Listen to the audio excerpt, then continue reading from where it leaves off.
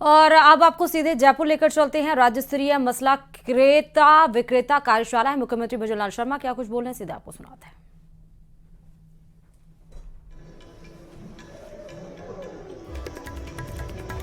तो क्रेता विक्रेता ये कार्यक्रम है, कार्यशाला है, राज्य स्तरीय मसाला क्रेता विक्रेता कार्यशाला। जयपुर से अभी सीधे लाइव तस्वीरें दे रहे हैं, जिसमें शिरकत करने के लिए मुख्यमंत्री भजनलाल शर्मा यहां पर देखिए पहुंचे हुए हैं। बिरला ऑडिटोरियम में ये कार्यक्रम आयोजित किया जा रहा है। बड़े स्तर पर ये कार्यक्रम आयोजित किया जा रहा है। राज्य स्तरीय ये मसाला क्रेता विक्रेता कार्यशाला है, वर्कशॉप है। और उसी वर्कशॉप में आप देखिए कि जो भी प्रोडक्ट्स वहाँ पर लगे हैं मसालों को लेकर, उन सभी को देखते हुए, परखते हुए, जांचते पूछते हुए क्या क्वालिटीज़ हैं, कहाँ से आए हैं, क्या उसमें विशेषताएं हैं, उन सबको समझते हुए मुख्यमंत्री भजनलाल शर्मा आपको नजर आ रहे हैं ये तस्वीरों में। बिरला ऑडिटोरियम में ये जो कार्यक्रम है राज्य स्तरीय मसाला क्रेता विक्रेता का, ये आयोजित किया गया और उसमें शिरकत करने के लिए ही मुख्यमंत्री भजनलाल शर्मा पहुंचे। बड़ी संख्या में आप देखिए लोग भी इस कार्यक्रम में शामिल होने के लिए पहुंचे हैं और एक तरफ आप मुख्यमंत्री भजनलाल शर्मा को भी देख रहे हैं।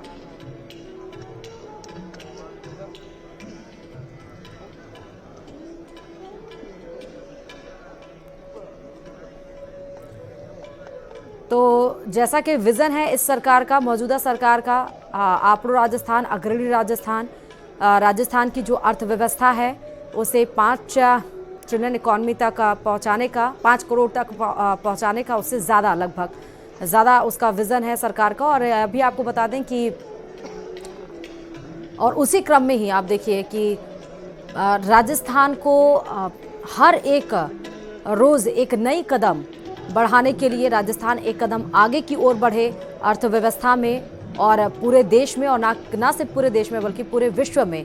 राजस्थान, चाहे वो मसाला हो, चाहे वो उद्योग हो, चाहे वो मैन्युफैक्चरिंग हो, चाहे वो इंफ्रास्ट्रक्चर सेक्टर हो, किसी भी सेक्टर में, चाहे वो टूरिज्म सेक्टर हो, आप देखिए राजस्थान बढ़ चढ़कर उसमें आपको नजर आता है, भाग लेता हुआ नजर आता है। कार्यक्रम इस तरह से राज्य स्तरीय कार्यक्रम व्यापक स्तर पर आयोजित किए जाते हैं और आज मसाला क्रेता विक्रेता ये कार्यक्रम आयोजित किया जा रहा है जयपुर के बिरला ऑडिटोरियम में। और मुख्यमंत्री भजनलाल शर्मा आप देखिए हर एक शॉप पर वो जा रहे हैं और जो भी चाहे वो, जैसे कि अभी आपको नज़र आ रहा है कि जो भी प्रोड्यूस यहाँ पर किया गया है मसाले, क्या उसकी क्वालिटीज़ हैं, क्या विशेषताएं हैं, किस चीज़ में वो उपयोग किया जा सकता है, इसका और कितना स्कोप है उन मसालों का, क्या इससे और किया जा सकता है। अलग अलग जो कंपनीज़ वहाँ पर आई हुई हैं, चाहे वो प्राइवेट लिमिटेड हों, चाहे वो स्टार्टअप्स हों, जिन्होंने भी एग्जीबिशन के तौर पर अब शॉप्स में अपने अपने मसालों को लगाया है, उन सब के पास जाते हुए, उन सब से मिलते हुए, उन सब की विशेषताओं को जानते हुए मुख्यमंत्री भजनलाल शर्मा नजर आ रहा है। और देखिए कब बिल्कुल जैसे आम की हम बात करते हैं, देखिए यहाँ पर सिलबट्टे पे मसाला, क्योंकि प्रचलन रखा है, अब आपके घरों में आ गई है, मशीन्स आ गई हैं, लेकिन पहले सिलबट्टों पर ही मसाले पीसे जाते थे, चकिए में ही गेहूं पीसे जाते थे। अब मशीनें आ चुकी हैं, जब हम टेक्नोलॉजीज में इतना आगे बढ़ रहे हैं, लेकिन अब मिक्सर ग्राइंडर आ गया अब आपके घर में, लेकिन अभी भी आप गाँव में देखेंगे तो सिलबट्टे पे ही मसाले पीसे जाते हैं, चकिए में ही वो गेहूं और जो भी दाल वाल है वो पीसी जाती थी।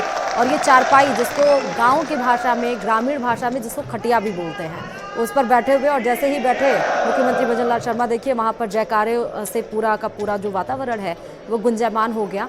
और कितना अच्छा जो लोकल, जो ग्रामीण वहाँ पर वो जो एक जो आप तस्वीर देख रहे हैं कि वहाँ पर एक दो जो हैं वो सिलबट्टे पे पीस रहे हैं मसाला, क्योंकि मसाला क्रेता विक्रेता कार्यक्रम ही है, उसी आयोजित किया गया। दूसरी तरफ आप देखिए चक्कीए में कुछ गेहूं या जो भी दाल वो पीसती हुई नज़र आ रही है, बीच में खटिया रखा हुआ है, पीछे ग्रामीण परिवेश एकदम वो जो बनाया हुआ है, एकदम देखिए ग्रामीण लुक ही दिया गया है यहाँ पर। और उस चारपाई पे, उस खटिए पर विराजमान आपको मुख्यमंत्री भजनलाल शर्मा नजर आए। एक व्यक्तित्व भी है उनका, एक सरल स्वभाव जो है उससे वो हमेशा लोगों को अचंभित भी करते रहे हैं कि क्या कब कर जाएं, और ये सरल स्वभाव भी दिखता हुआ। और देखिए उन दोनों लोगों से बात भी, उन दोनों महिलाओं से बात भी करते हुए आपको मुख्यमंत्री भजनलाल शर्मा नजर आएंगे। जयपुर से हम आपको सीधे लाइव तस्वीरें दिखा रहे हैं। इस समय मसाला क्रेता विक्रेता कार्यक्रम का आयोजन बिरला ऑडिटोरियम में किया गया है। हर एक जो एग्जीबिशंस वहाँ पर लगाए गए हैं, हर जो शॉप वहाँ पर लगाई गई है मसालों को लेकर, और लोकल फॉर वोकल, क्योंकि पीएम का ये विजन है लोकल फॉर वोकल।